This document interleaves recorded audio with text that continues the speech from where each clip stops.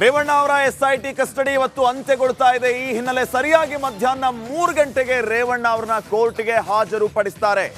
ಮತ್ತೆ ರೇವಣ್ಣ ಅವರನ್ನ SIT ವಶಕ್ಕೆ ಪಡೆಯೋದಕ್ಕೆ ಎಲ್ಲಾ ರೀತಿಯ ಸಿದ್ಧತೆಯನ್ನ ಮಾಡಿಕೊಳ್ತಾ ಇದೆ. ಕಾರಣ ಹೆಚ್ಚಿನ ವಿಚಾರಣೆಗೆ ಒಳಪಡಿಸಬೇಕಾಗಿದೆ. ಈವರೆಗೂ ರೇವಣ್ಣ ಅವರು ವಿಚಾರಣೆಗೆ ಸಹಕರಿಸ್ತಾ ಇಲ್ಲ. ಏನ್ ಪ್ರಶ್ನೆ ಕೇಳಿದ್ರು ಕೂಡ ಸಮರ್ಪಕ ಉತ್ತರ ಕೊಡ್ತಾ ಇಲ್ಲ. ಹೀಗಾಗಿ ಹೆಚ್ಚಿನ ವಿಚಾರಣೆಯ ಅಗತ್ಯ ಇದೆ. ಕಸ್ಟಡಿಗೆ ತೆಗೆದುಕೊಳ್ಳೋದಕ್ಕಾಗಿ SIT ತಂಡ ಈಗ ಎಲ್ಲ ರೀತಿಯ ಸಿದ್ಧತೆಯನ್ನ ಮಾಡಿಕೊಳ್ತಾ ಇದೆ. ಮಧ್ಯಾಹ್ನ 3 ಗಂಟೆಗೆ ಕೋರ್ಟ್ಗೆ ರೇವಣ್ಣ ಅವರನ್ನ ಕರ್ಕೊಂಡು ಬರ್ತಾರೆ. ಕೋರ್ಟ್ಗೆ ಹಾಜರುಪಡಿಸೋದಕ್ಕಿಂತ ಮೊದಲು ಪ್ರೊಸೆಸ್ ಅನ್ನುವಂತೆ ಮೆಡಿಕಲ್ ಟೆಸ್ಟ್ಗೆ ಅವರನ್ನ ಅಗೇನ್ ಒಳಪಡಿಸಲಾಯಿತು. ವಿಕ್ಟೋರಿಯಾ ಹಾಸ್ಪಿಟಲ್ಗೆ ಅವರನ್ನ ಕರ್ಕೊಂಡು ಬರಲಾಗಿತ್ತು. ಅಲ್ಲಿ ಮೆಡಿಕಲ್ ಚೆಕಪ್ ಅನ್ನ ಮುಗಿಸಿಕೊಂಡು ಮತ್ತೆ ಈಗ SIT ಅಧಿಕಾರಿಗಳು CID ಕಚೇರಿಗೆ ಕರೆದುಕೊಂಡು ಹೋಗಿದ್ದಾರೆ. ಸರಿಯಾಗಿ 3 ಗಂಟೆಗೆ ಕೋರ್ಟ್ಗೆ ಪ್ರೊಡ್ಯೂಸ್ ಮಾಡಲಿಕ್ಕಿದ್ದಾರೆ ರೇವಣ್ಣ ಅವರನ್ನ. ಈ ಎಲ್ಲ ವಿಚಾರಗಳಿಗೆ ಸಂಬಂಧಪಟ್ಟಂತೆ ಮತ್ತಷ್ಟು ಮಾಹಿತಿಯನ್ನು ನೀಡ್ತಾರೆ ಪ್ರತಿನಿಧಿ ನಾಗರಾಜ್. ಈಗ ನೇರ ಸಂಪರ್ಕದಲ್ಲಿ ನಾಗರಾಜ್, SIT ವಶಕ್ಕೆ ಪಡೆಯೋದಕ್ಕೆ ಸಿದ್ಧತೆ ಒಂದು ಕಡೆ, ಜಾಮೀನು ಅರ್ಜಿಯನ್ನ ರೇವಣ್ಣ ಪರ ವಕೀಲರು ಸಲ್ಲಿಕೆ ಮಾಡಿದ್ದಾರೆ ಮತ್ತೊಂದು ಕಡೆ. ಏನಾಗ್ಬೋದು ಅನ್ನೋದು ಸದ್ಯಕ್ಕಿನ ಪ್ರಶ್ನೆ. ಏನೆಲ್ಲ ನಿರೀಕ್ಷೆ ಮಾಡಬಹುದು ನಾವು?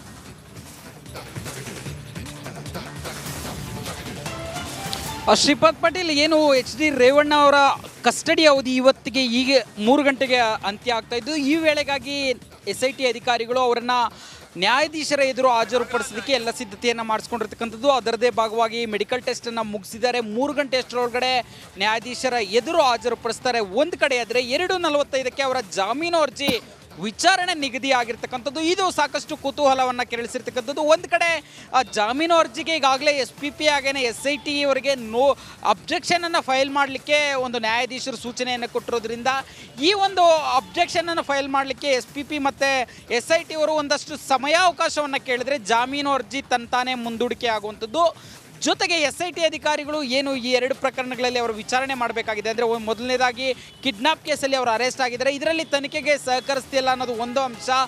ಜೊತೆಗೆ ಏನು ಅವರು 2ನೇ ಮೂಲ ಪ್ರಕರಣ ಹೊಳೆನರಸೀಪುರ ಟೌನ್ ಠಾಣೆ ಪ್ರಕರಣ ಇತ್ತು, ಅದಕ್ಕೆ ಸಂಬಂಧಿಸಿದಂತೆ ಅವರ ವಿಚಾರಣೆ ಅಗತ್ಯ ಇದೆ ಅಂತ ಹೇಳಿದ್ರೆ ಆ ವಿಚಾರದಲ್ಲೂ ಅವರನ್ನು ಹೆಚ್ಚಿನ ಕಸ್ಟಡಿಗೆ ಕೇಳುವ ಸಾಧ್ಯತೆ ಇರತಕ್ಕಂಥದ್ದು.